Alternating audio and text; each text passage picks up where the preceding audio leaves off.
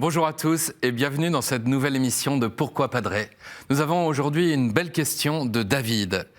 J'ai entendu un professeur de théologie dire que Dieu ne peut pas être blessé. Je pense que Dieu le Père et l'Esprit Saint ne peuvent pas être blessés. Mais si le cœur de Jésus peut être blessé, est-ce que ça ne blesse pas chaque personne de la Trinité ? Au final, si Jésus peut être blessé, est-ce que Dieu peut être blessé ? Cher David, vous posez une question bien difficile. Cette question a agité les premiers siècles de l'Église et un concile, celui de Chalcédoine, en 451, a tenté d'y répondre. Mais nous demeurons devant un paradoxe. D'un côté, nous tenons que Dieu est au-dessus de toute chose, au-dessus des sentiments humains. Il n'est pas homme et ses chemins ne sont pas nos chemins. Sinon, le risque, c'est toujours d'en faire une idole. De l'autre côté, nous confessons un Dieu tout proche, un Dieu qui fait alliance et qui se laisse toucher par le sort de son peuple.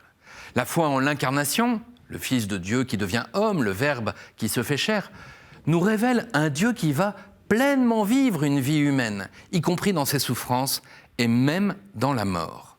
Alors, quand nous méditons sur les souffrances du Christ, nous ne devons pas oublier la distinction proclamée par le concile de Chalcédoine. C'est dans sa nature humaine et non dans sa nature divine que le Christ a souffert. C'est bel et bien la personne du Verbe qui a souffert pour nous sur la croix, mais en tant que Verbe, il est resté impassible. Quand nous disons que Dieu ne peut pas souffrir, il ne faut pourtant absolument pas s'imaginer un Dieu comme une sorte de Jupiter lointain et insensible à la croix de son Fils et au malheur des hommes. On se souvient de ce beau verset du prophète Jérémie. « Voilà pourquoi, à cause d'Éphraïm, mes entrailles frémissent. Oui, je ferai miséricorde. » De même, nous ne pouvons penser que le Père et l'Esprit Saint aient été insensibles à la souffrance du Fils bien-aimé et au cri que Jésus lança sur la croix « Mon Dieu, pourquoi m'as-tu abandonné ?»